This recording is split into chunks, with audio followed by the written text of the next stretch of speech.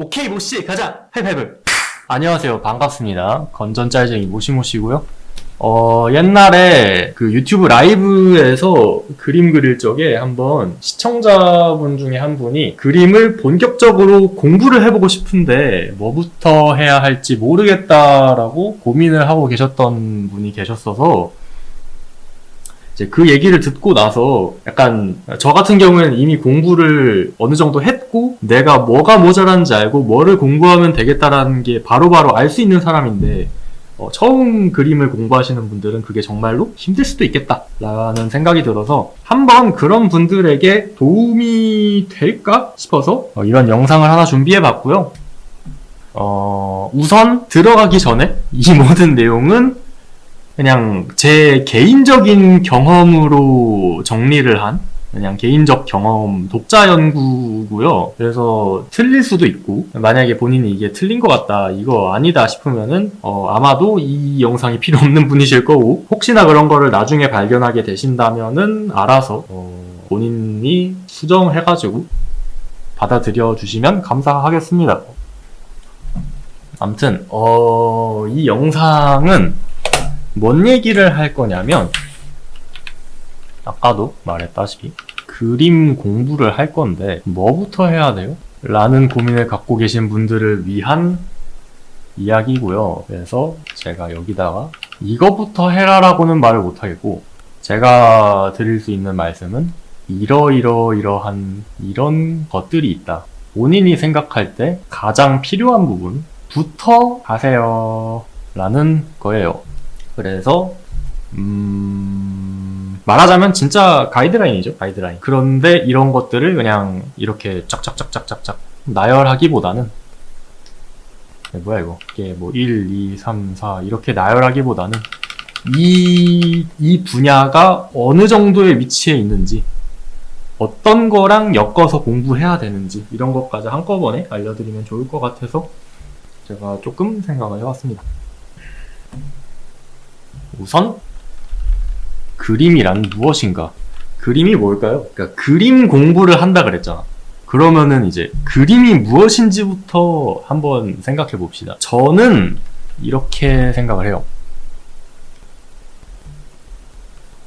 그러니까 그림이라는 거는 2차원 평면에 표현하는 시각 예술이다. 물론 이제 애니메이션 같은 것도 있을 수 있겠지만 저는 일단 이렇게 정의를 했어요. 2차원 평면이라는 거는 종이고 추가적인 차원이 불필요하다. 그러니까 3D 모델링 같은 거를 그림이라고 하기에는 조금 어렵겠다. 혹은 뭐 조각 같은 거는 그거는 말 그대로 조각이잖아요. 이거는 그림이라고 하기에는 뭔가 애매한 거야. 그리고 시각이어야 하고 예술이어야 한다. 갑자기 너무 학술적인 이야기처럼 됐네. 아무튼 제가 준비해온 건 이런 건데 잠깐만. 그래서 여기에 자료 화면 이렇게 딱딱딱딱딱 나오면 되게 좋을 텐데 그죠? 내가 그린 것밖에 잘 없는 것. 이제 저작권 문제도 있으니까 제가 그린 것만 대충 해보자면 뭐 이런 것도 그림일 수도 있고 애초에 이런 그림밖에 안 그리긴 하는데 아니면 왜 이렇게 무거운 밖에 없냐? 이런 것도 그림일 수 있고 그리고 아니면 이런 것도 그림일 수 있다는 거죠. 그러니까 저희는 실생활에서 사실 아주 많은 그림을 보고 소비하고 있는데 제가 그림에다가 굳이 예술이라고 하는 단어를 달아놓은 거는 이제 저는 예술을 뭐라고 얘기를 하냐면 예술은 언어다라고 얘기를 해요. 근데 예술은 단지 내 머릿속에 멋진 것을 얘기하는 주제로 하는 언어다라고 저는 예술이라는 것을 정의를 합니다. 뭐 사람마다 예술에 대한 정의는 다를 수 있겠지만 저 같은 경우는 이런 식으로 예술을 정의를 해요. 왜 진짜 사이버 강의 같냐고요? 그런 거를 준비해 왔으니까. 여기 시험에 나옵니다, 여러분. 이 시험에 나와요. 1번, 2번, 3번, 4번 해가지고 멀티플 초이스 문제로 낼 거예요. 아무튼 예술이라고 하는 것은 반드시 저는 다른 사람과 상호작용을 해야 예술이라고 볼 수 있다라고 생각을 해요. 그거는 이 다른 사람이라는 거는 미래의 나도 포함이야. 내가 보고서 와 이거 정말 멋지다라고 얘기하는 것은 그리기 전에 나와 그린 후에 내가 서로 감정을 공유하면서 와 이거 정말 멋지다라고 대화를 나누는 거죠. 그런 식으로 생각을 했어요. 그래서 설령 이 언어가 미래의 나를 위한 것이더라도 어떤 다른 누군가와 내 머릿속에 있는 멋진 것을 서로 대화 나누는 것을 예술이라고 봐요. 근데 그거를 뭐 음악으로 표현하면은 청각 예술이 되겠고 아니면은 영화나 이런 걸로 만들면은 복합 예술이 되겠죠. 하지만 그림이라는 건 2차원 평면에다가 들어가니까 2차원 평면이기 때문에 시각 예술이 됩니다. 그러면 저는 이제 예술을 언어라고 얘기를 했고 그림을 시각 예술이라고 얘기를 했으니까 그림도 언어일 수도 있겠다. 그러면 이제 저는 이렇게 얘기를 하는 거죠. 언어라는 것은 저희가 한국말을 할 때 한국어의 내용을 두 가지로 이렇게 나눌 수가 있잖아요. 하나는 제가 지금 말하고 있는 이 말의 뜻, 말 뜻과 그리고 이 말을 전달하는 문법이 있을 수 있겠죠? 뭐 실제로 제가 언어학을 전공한 건 아니니까 대충 이렇다고 칩시다. 그러면은 저희가 실제로 얘기하고자 하는 내용은 똑같더라도 그거를 만약에 제가 다른 문법을 써서 예를 들면 영어라는 문법을 써서 얘기할 수 있겠고 일본어라는 문법을 써서 얘기할 수도 있겠고 그러면은 내용은 변하지 않고 문법만 바뀌는 거죠. 반대로 똑같은 한국어지만 말하고 있는 내용은 다를 수도 있잖아. 그러니까 둘은 나눌 수가 있다. 그러면 저는 이제부터가 본론입니다. 그림도 두 가지로 나눌 수 있다고 본 거죠. 하나는 내용이고요. 하나는 형식이에요. 내용이라는 건 언어가 그렇듯이 내가 무엇을 말하고 싶은가, 내가 이 그림에다가 무엇을 그려서 내 머릿속 멋진 것이 무엇인가가 내용이고요. 무슨 그림인가? 형식이라는 것은 그걸 어떻게 표현할까? 이렇게 두 가지로 나눌 수가 있는 거죠. 이해가 되셨나요? 내가 너무 거지 같은 내용을 얘기하고 있나? 잠시만요. 수분 보충 좀 하겠습니다. 그래서 여러분이 궁금해하시는 인체, 투시, 빛, 양감, 질감 이런 거는 좀 나중에 나옵니다. 일단 이 내용을 좀 얘기를 하고 갈 거예요. 좀 사이즈 좀 줄이자. 여러분이 궁금해 하실 법한 그런 이야기들은 저는 전부 이쪽에다가 분류를 해요. 그 친구들은 전부 형식입니다. 저는 그래서 일단 내용에 관한 얘기부터 할 거예요. 얘가 훨씬 더 짧고요. 그리고 저는 솔직히 말해서 형식도 중요하지만 그에 못지않게 내용이 더 중요하다고 생각을 해요. 내용이라는 건 뭐냐? 저희는 모두 오타쿠니까, 이런 일본 아니메 미소녀 오타쿠니까 그런 거를 한번 생각을 해봅시다. 제가 만약에 아름다운 귀여운 여자아이가 바다에서 물놀이를 하는 걸 그리고 싶어요. 이제 이런 거는 이제 내용이 되겠죠? 이 아이가 물놀이를 서서 하든 아니면 튜브를 끼고 있든 구명조끼를 입고 있든 튜브 위에 앉아가지고 바다에서 둥둥 떠다니고 있든 물총을 쏘든 뭘 하든 간에 그거는 제가 그리고 싶은 내용이죠. 옆에 다른 아이가 1명이 있는지 2명이 있는지 100명이 있는지 100명이 있는 건 좀 크리피하긴 한데 아무튼 이런 것들은 내용이고, 반대로 그걸 어떻게 물 표현을 어떻게 하거나 그 캐릭터 머리카락, 피부 이런 것들을 표현을 어떻게 하느냐는 또 형식에 들어가는 거겠죠. 그거를 정사각형 비율로 그릴지 1920 곱하기 1080 픽셀로 그릴지 구도를 삼각구도로 할지 사선구도로 할지 여자아이를 중앙에 배치할지 4분의 1 지점에 배치할지 실사로 그릴지 애니메이션체로 그릴지 셀식 무태 반무태 이런 것들은 모두 형식이라는 거죠. 그래서 내용 가장 먼저 뭐가 있을까요? 뭐야 이거 왜 용지가 모르겠다. 좀 보기 편하게 바꿀게요. 가장 먼저 얘기를 할 만한 거는 역시 주제겠죠. 주제. 그래서 내가 무엇을 얘기하고 싶은가? 내가 이 캐릭터의 어떤 부분을 부각해가지고 내가 사람들한테 무엇을 전달하고 싶은가? 이거는 소재랑은 달라요. 소재도 해놓자. 이 두 가지가 이제 많이 헷갈리기 때문에 소재라는 것부터 얘기를 하죠. 소재가 훨씬 더 우리에게 친숙하기 때문에. 캐릭터 누구? 어떤 배경? 무슨 소품? 어떤 상황? 무슨 갈등?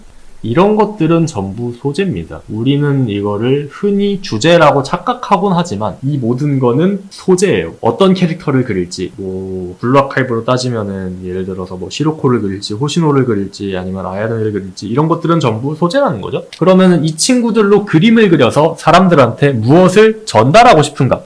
소재라는 것은 그림 위, 캔버스에 표현되는 거고, 주제는 독자가 그 캔버스를 보고 어떤 것을 떠올렸으면 좋겠는지가 주제예요. 이걸 보고 무엇을 느꼈으면 좋겠는지. 예를 들어서 이 아이들의 행복한 시간을 느꼈으면 좋겠다. 그리고 그 안에 실제로 내가 들어가 있는 그런 기쁜 감정을 느꼈으면 좋겠다. 이런 것은 주제가 되고, 아니면은 이런 상황을 상상해 봅시다. 고등학생 여자 캐릭터가, 미소녀 캐릭터가 방 책상에 책들을 막 이렇게 흩뿌려 놓고 열심히 공부하다가 졸음을 못 이겨서 잠에 들었어.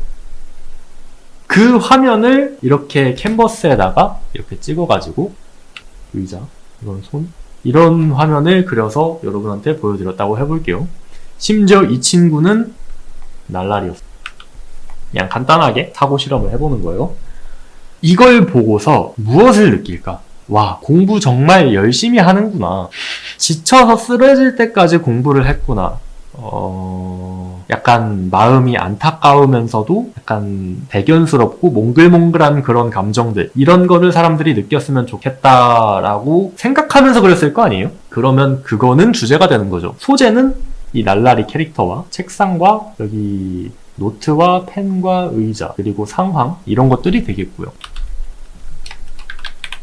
그러면 이 화면을 있잖아요. 이 화면을 하이앵글로 그릴까? 이런 식으로 하이앵글로 그릴까? 아니면은 바로 옆에서 본 로우앵글로 그릴까? 클로즈업으로 할까? 멀리서 볼까? 가까이서 볼까? 이런 것들에 대한 것도 있겠죠? 이거는 연출입니다. 내가 이 주제를 어떻게 표현하기 위해서, 이 주제를 표현하기 위해서 주제랑 소재를 어떻게 버무릴 것인가, 위해 소재를 어떻게 사용할 것인가, 이거는 연출입니다. 무엇을 어떤 방식으로 사람들한테 전달을 시킬지. 자, 이 얘기를 제가 왜 하냐면요. 저희는 이 사람 그림을 정말 잘 그린다라고 할 때 형식 쪽에 조금 더 포커스를 맞추는 경우가 많아요. 근데 형식은 하다 보면 늘고, 내가 계속해서 무언가를 연습을 하고 그림을 그리고 공부를 하고 하다 보면 늘어요. 느는데 문제는 형식이 늘수록 있잖아요, 내용을 버리는 경우가 조금씩 생겨요. 뭔 말이냐면 형식에 좀 능통하게 되잖아요. 그러니까 일정 수준 이상을 넘어가지 않는 경우에, 그럼 완전 슈퍼 마스터 레벨 말고요, 중간 정도의 레벨에서 내가 뭐 인체를 좀 더 잘하게 되고 그림을 좀 더 열심히 그려가지고 잘 그리게 되고 투시를 잘 맞추고, 이런 걸 하려면은 반드시 스킬을 위해서 우리가 연습을 해야 돼. 예, 리트 지옥이 기다리고 있다는 얘기입니다. 리트를 해야 돼요. 여기에 능통하기 위해서는. 그러면 이거를 계속해서 하다 보면은 책에 있는 뭐 무슨 근육 따라 그리고 투시 계속 맞추고 자로 재고, 이걸 계속 하다 보면은 내가 점점 뭘 그리고 싶어 했는지를 잊어버려요. 내 머릿속 멋진 것 뭐더라? 상태가 되더라고요. 이거는 물론 이렇지 않은 사람들도 분명 있을 건데, 제 개인적인 경험으로는 제 친구들이 웬만해서는 다 그랬습니다. 이거 뭐야 이거. 그래서 이래서 얘기를 한 거예요. 그림을 잘 그리려면 물론 저희가 이거를 그림체라든가 어떻게 배치를 하는가, 이 친구들을 얼마나 매력적으로 표현을 하는가랑 별개로 내 머릿속 멋진 것을 계속해서 갖고 있어야 돼요. 내 머릿속 멋진 것. 자, 여기까지가 내용에 관한 얘기고요. 궁금한 게 있으실지 모르겠는데 있으시다면 언제든지 얘기를 해주시면 감사하겠습니다. 첫사랑 얘기해달라고요? 나중에요? 좋아요. 그러면은 일단 여러분들이 궁금해하실 법한 형식으로 넘어가겠습니다. 형식은 뭐가 있을까요?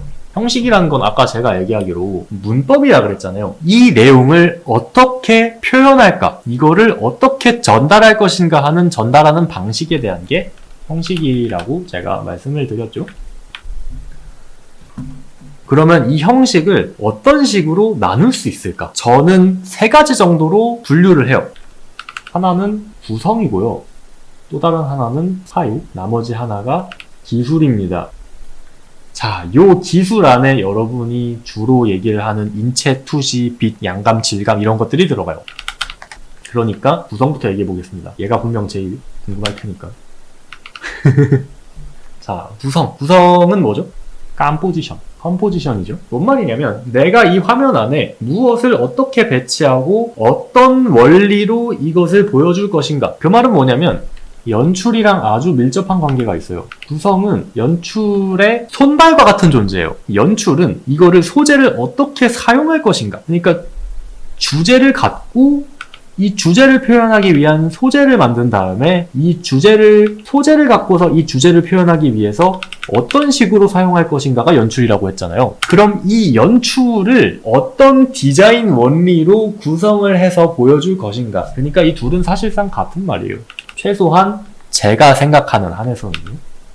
왜냐하면 구성을 예를 들어서 가로 구도, 예를 들어서 호리젠탈, 아니면은 버티컬, 아니면은 사선, 오블리크 구도, 혹은 삼각 구도, 원 구도를 한다고 했을 때 이 각각의 구도마다 갖고 있는 느낌이 달라요. 호리젠탈 가로 구도는 조금 더 평범하고 밋밋하고 조용한 느낌이 들고, 세로 구도는 조금 더 불안하고, 사선 구도는 훨씬 더 역동적이고요. 삼각형이나 원 구도는 훨씬 안정된 느낌이 들어요.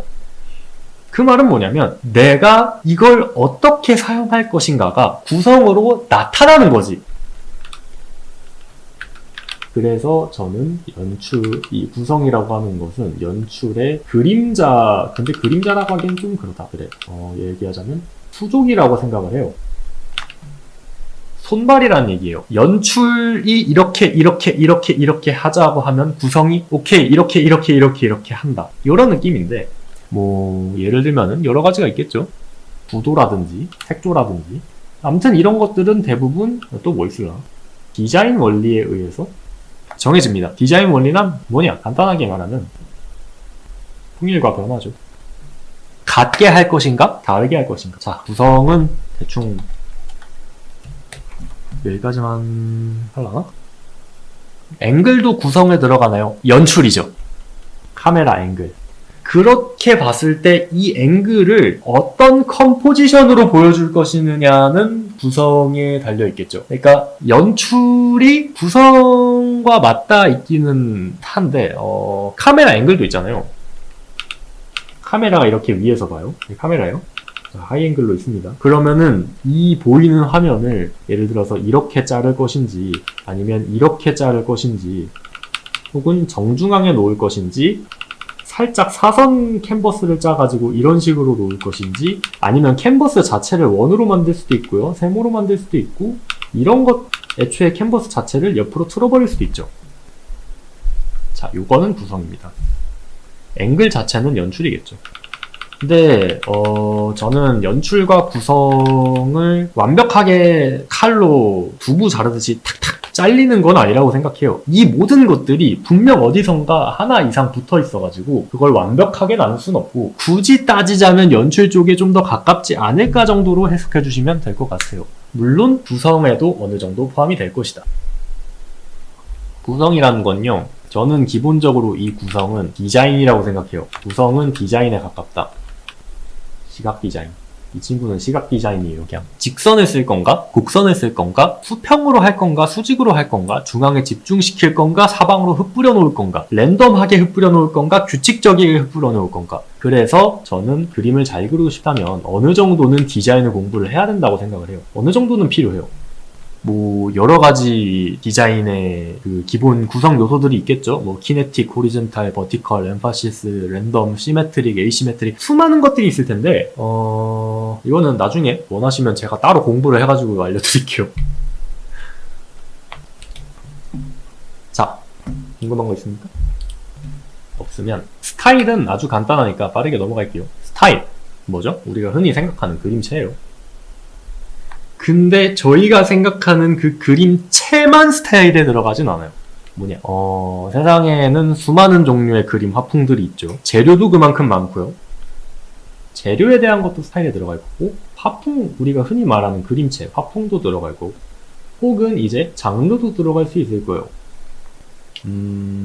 장르랑 화풍이랑 뭐가 다른지는 잘 모르겠네. 이거는 조금 더 만화 쪽에 가까운 얘기긴 한데, 통일하자.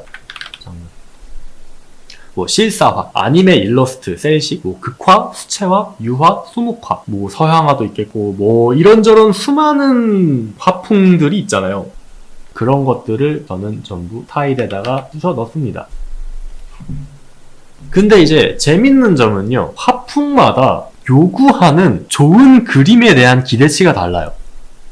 실사화의 그림에서 요구되는 좋은 그림에 대한 요건과 저희가 흔히 그리는 애니메이션 일러스트에 대한 요구 조건은 조금 다르단 말이죠. 그래서 좀 이따가도 얘기하겠지만 이 화풍에 따라서 필요한 기술이 조금 달라져요. 화풍이라는 건 정말 많은 게 있을 거예요. 예를 들면은 이 장르라고 하는 건 정말 많잖아요. 우리가 지금 말한 거는 뭐 수묵화, 유화 이런 모든 것들은 다 구상화에 들어가지만 세상에는 추상화라는 애도 있어요. 우리가 흔히 현대 미술이라고 부르는 그것들. 그런 친구들을 그릴 때 저희가 인체와 투시가 필요하겠습니까? 아니란 말이지. 이건 되게 재밌는 지점이라서 한번 소개를 하고 싶었고, 그렇기 때문에 각 화풍마다 필요로 하는 재료도 달라지고, 물론 재료에 따라서 화풍이 달라지는 경우도 있지만 화풍에 따라서 재료가 달라지기도 하고요. 이 둘은 서로 뗄래야 뗄 수 없는 관계에 있다. 이렇게 연결되어 있는 장르다 라고 봅니다. 그리고 여기에 이제 색도 여기 껴있긴 한데 이거는 스타일이랑도 좀 연결되어 있을 수 있겠죠. 어떤 사람들은 색으로 자신만의 그림체를 내는 사람들도 있잖아. 자, 이제 마지막으로 궁금해하실 기술입니다. 기술은 뭐냐? 저희가 손으로 그리는 거예요. 우리가 손으로 그림을 그릴 때 그게 잘 그리냐 못 그리냐를 판단하는 가장 간단하고 쉬운 기준들, 그게 기술이죠. 이 사람이 얼마나 스킬풀하느냐 혹은 이 사람이 그림에 얼마나 서투르느냐를 판단하는 판단 기준이 되는 거죠. 딱 보고서 이 사람 인체가 삐꾸났어, 눈이 너무 커, 눈이 너무 작아, 양쪽 눈이 서로 크기가 달라, 혹은 손이 너무 커, 손이 너무 작아, 허리가 박살났어, 골반이 삐뚤어졌어, 이런 것들은 모두 기술에 들어가는 거죠. 기술은 다시 저는 이 친구를 두 가지로 나눠요. 뭐냐? 내용에 대한 기술과 형식에 대한 기술. 자리가 없을 것 같으니까 얘네 둘이 위치 바꿀게요. 형식에 대한 기술은 이제 이런 거죠. 얘는 손이 담당하는 기술이고요. 비교적. 내용에 대한 기술은 비교적 머리가 담당하는 기술이에요. 뭐냐? 저희가 수채화를 그린다고 해봐요. 수채화를 그리면은 이렇게 붓이 있잖아. 그러면 이렇게 붓이 이렇게 자기가 머금었던 물감을 종이 위에다가 남기고 갈 텐데, 이 과정에서 붓자국이 얼마나 이쁘게 남느냐, 안 남기거나 남겨도 예쁘게 남기거나 그것을 내가 컨트롤할 수 있거나, 붓을 얼마나 잘 쓰는지, 수채화 물감을 어떻게 섞는지, 어떤 색을 섞어야 예쁜 색이 나오는지를 아는지, 이런 것들은 이런 것들을 형식에 대한 기술이라고 얘기를 해요.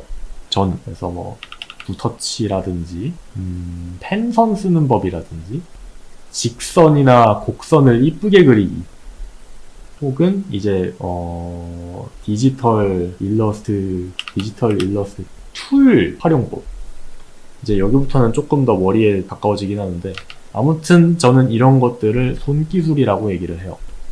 이런 것도 분명히 기술은 맞잖아. 붓터치를 어떻게 이쁘게 할까? 물 조절을 어떻게 하나? 스펀지로 물감을 찍을까? 감자로 찍을까? 빵으로 찍을까? 붓으로 찍을까? 이런 것들은 저희가 손으로 해봐야만 알 수 있는 거죠. 그게 어떻게 이쁘게 나오는지에 따라서 나오는지는 이제 손이 결정하는 거니까. 자, 마지막으로 내용에 대한 기술입니다. 내용에 대한 기술 뭘까요? 뭘 그리고 싶죠? 이제 저희는 모두 사람을 그리고 싶어 하잖아요. 저희가 씹도 오타쿠인 이상 사람을 사람답게 그리는 기술이 인체 해부학이고 공간을 공간답게 그리는 기술이 투시고 이런 것들을 저는 내용에 대한 기술이라고 합니다. 왜냐? 이거를 그리는 기술이니까.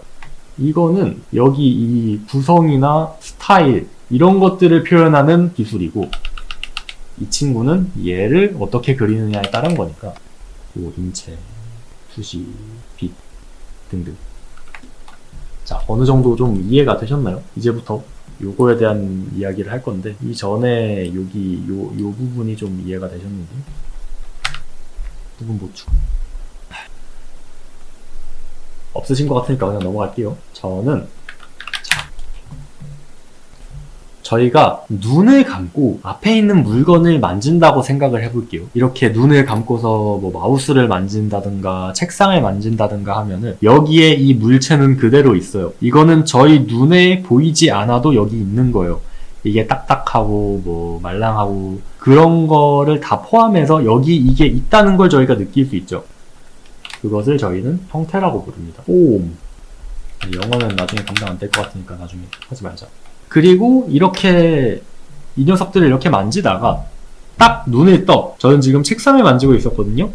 딱 눈을 뜨면은 제 책상이 보이죠. 그럼 이 책상이 갖고 있는 또 다른 성질이 내 눈에 들어. 예를 들면은 이 책상이 무슨 색인가? 제 책상은 하얀색이에요. 그리고 이 책상에 어떤 얼룩이 묻어 있었는지라든가 이게 어떤 식으로 색깔이 변화되는지라든가 이런 것들은 형태랑 별개로 그 형태에 반사된 빛이 제 눈으로 들어오는 과정까지를 얘기를 하는 거죠. 그 부분만 따로 떼어내서 얘기할 수 있는 거예요. 그러면은 저희는 이거를 빛이라고 부를 수 있겠죠.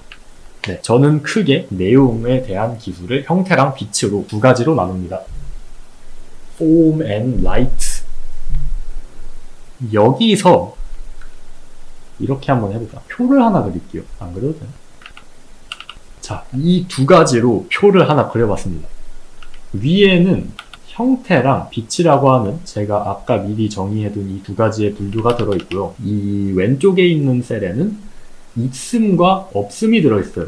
그러니까 형태가 있다, 빛이 있다, 형태가 없다, 빛이 없다 이렇게 나누는 거죠. 그러면 형태가 있는 것은 뭘까요? 물체. 반대로 저희가 이렇게 휘적휘적 하는데 형태가 없어. 아무것도 느껴지지 않아. 그냥 공기야. 그럼 그건 뭐죠? 공간이죠. 빛이 있어? 그러면 이거는 밝은 부분이고 빛이 없으면 어두운 부분이죠. 그래서 이렇게 네 가지로 나누고 이 명과 암은 뭐 사실상 저희가 실제로 그렇게 나누지는 않으니까 그냥 다시 빛으로 하나씩 시킬게요. 물체라고 하는 거는요, 포지티브 형태가 있는 것을 물체라고 하는 거예요. 그러니까 저희가 예를 들어서 자, 제가 여기다가 점을 하나 찍었습니다. 뭐가 보이죠? 굉장히 유명한 얘기잖아요. 점을 찍었잖아요. 뭐가 보이죠? 점이 보이죠? 누군가는 여기에다가 대고 이 넓은 종이에서 아주 일부분만이 점유하는 저 점을 먼저 보냐, 종이를 봐라 라고 얘기하겠지만 그것은 사실 틀린 얘기죠. 실제 디자이너들은 저 점과 바깥에 있는 공간을 동시에 디자인합니다. 동시에 기획해요. 디자이너들은 실제로 그래요. 자, 이 친구는 포지티브, 물체. 반대로 여기에 있는 이 수많은 이 넓은 공간은 네거티브 공간입니다. 그러니까 어떤 화면 혹은 공간에서 물체가 점유하고 있는 그 부피, 그 공간은 포지티브 공간이에요. 반대로 그 물체가 점유하고 남은 나머지 공간들을 네거티브 공간이라고 얘기를 해요. 저 부분은 비어 있으니까 네거티브. 얘는 플러스, 얘는 마이너스다. 그래서 실제로 저희가 그림을 그릴 때, 디자인을 할 때 포지티브 공간만큼이나 네거티브 공간이 중요해요. 예를 들어서 글씨를 이렇게 써놨다. 그러면 글씨와 글씨 사이에 이 행간, 여기를 얼마만큼 띄울 것이냐, 혹은 문단과 문단 사이를 여기 단을 얼마만큼 공백을 줄 것이냐, 종이 바깥에 있는 여백을 이만큼 줄 것이냐, 혹은 짧게 해서 요만큼 줄 것이냐, 이런 네거티브 공간에 대한 그 고민들을 디자이너들은 실제로 합니다. 그리고 저는 그거를 일러스트까지 끌고 오는 거예요. 공간감이라는 건 뭐냐, 이 네거티브 공간을 잘 보여주는 게 공간감이죠. 형태감, 양감은 뭐냐, 이 물체가 그럴듯하게 보이는, 이 물체를 잘 보여주는 게 양감이에요. 그래서 밑으로 내려놓고, 그러면은 형태 포지티브 공간, 네거티브 공간으로 나누고, 얘는 그냥 비침, 얘는 그냥 빛이라고 두고, 이 포지티브 공간을 설득력 있게 만들어주는 게 양감이겠죠. 네거티브 공간을 설득력 있게 만들어주는 건 공간감이에요. 그럼 결국 저희가 실제로 얘기하는 것들은 양감과 공간감과 빛이라는 거죠. 그래서 아주 쉽게 말하면 양감, 공간감, 빛, 요거 3개만 기억하면 된다는 겁니다. 그러면 이제 그 양감을 저희가 사람을 그릴 때요, 사람을 그릴 때 이 양감을 더 설득력 있게 만들어주는 게 사람의 경우 인체, 해부학, 이런 것들이겠죠? 동물 같은 경우에는 또 이제 동물 해부학이 있을 수 있고요. 혹은 뭐 자연물이라든가, 혹은 이제 저희가 기본 도형에 대한 것들도 있을 수 있겠죠. 그리고 공간감을 잘 보여주는 건 이제 또 투시가 원근법이잖아요. 투시 원근법, 그리고 공기 원근법, 이런 방식으로 저희가 공간을 디자인할 수 있는 거죠. 물론 투시 같은 경우에는 여기에만 들어가는 게 아니고 양감에도 투시가 좀 들어갑니다. 건물의 경우 투시 분명 들어갈 거예요. 예를 들어서 자동차를 그리는데 자동차가 찌그러졌어, 그러면 안 되잖아요. 자동차도 다 투시로 그릴 수 있으니까 이런 부분은 또 양감에 해당할 거예요. 자, 빛은 뭐 얘는 그냥 빛입니다. 빛, 색, 혹은 질감. 저는 질감을 빛이라고 생각을 해요. 굳이 따지자면은 빛에 제일 가깝지 않을까라고 생각을 합니다. 자, 그래서 실제로 여러분이 궁금해하는 것들이 여기 나왔습니다. 이만큼이요. 물론 여러분, 이제 양감과 공간감은, 제가 양감은 포지티브 공간이라 그랬고 공간감은 네거티브 공간이라 그랬잖아요. 둘은 뗄래야 뗄 수 없는 관계예요. 여기에 형태가 없으면 공간이 나오지 않아. 공간이 없으면 형태도 존재할 수 없어. 얘네는 이제 동전의 양면 같은 친구들이고, 그거를 실제로 내 눈까지 전달해주는 게 빛이기 때문에 결론은 뭐다? 이 세 가지를 전부 다 잘해야 됩니다. 이 셋이 적절히 어우러져야 능숙한 그림이 된다. 자, 이해가 되셨습니까? 여기까지가 1차적으로 준비해왔던 내용입니다. 어떻게 좀 여러분의 그림에 대한 이해를 좀 도울 수 있었을까요? 그래서 다시 한번 얘기를 해보자면, 그림은 저는 크게 2가지로 나눠요. 내용과 형식. 내용과 형식 각각에는 크게 3가지 정도를 포함해요. 내용에는 주제, 소재, 연출을 갖고 있고요. 주제는 이걸 보고 뭘 느꼈으면 좋겠는지가 주제고, 소재는 그것을 위해서 어떤 오브제들을 갖고 와서 활용을 할 것인지가 소재고, 그리고 그것들을 어떻게 버무려가지고 주제를 노출시킬 건지, 주제를 느끼게 만들 건지는 연출이죠. 형식으로 넘어와서 그 연출을 그 연출의 원리라고 얘기를 할게요. 그 연출을 할 수 있는 원리는 구성이고요. 그리고 이 그림의 스타일이 있겠죠? 그림체, 여기에는 재료나 화풍 같은 게 또 있을 거고, 또 동시에 이 그림의 화풍이 정해지면 그 화풍에 맞는 기술이 또 있을 거예요. 내가 이 그림을 얼마나 능숙하게 그리는가, 사람들이 생각하는 이 장르에 대한 능숙함과 서투름이 어떤 식으로 보여지는가가 여기 기술. 그래서 기술은 크게 형식에 대한 기술, 예를 들어서 뭐 재료 쓰는 방식이라든지 이런 거랑 내용에 대한 기술. 여기서는 구상화에 대한 얘기만 한 거예요. 추상화는 굳이 얘기 안 했습니다. 형태와 빛으로 크게 나눠지는데, 다시 형태를 크게 2가지로 나눠서 양감, 포지티브 공간을 나타내는 양감과 네거티브 공간을 나타내는 공간감, 그리고 빛, 이렇게 3개로 나누는 겁니다. 그래서 이 양감에 들어가는 게 이제 우리가 흔히 말하는 인체 해부학, 동물 해부학, 기본 도형, 그리고 건물이나 인테리어 같은 거는 또 투시. 공간감에는 또 이제 투시 원근법, 공기 원근법 같은 각종 공간감을 만드는 트릭들이 있겠고, 빛에는 이제 빛을 어떻게 쓰는지, 색을 어떻게 쓰는지, 또 질감을 어떻게 내는지 정도가 있을 수 있을 것 같아요. 물론 세부적인 것들은 어느 정도 조정이 필요할 수도 있겠지만 저는 크게 이렇게 정리했습니다.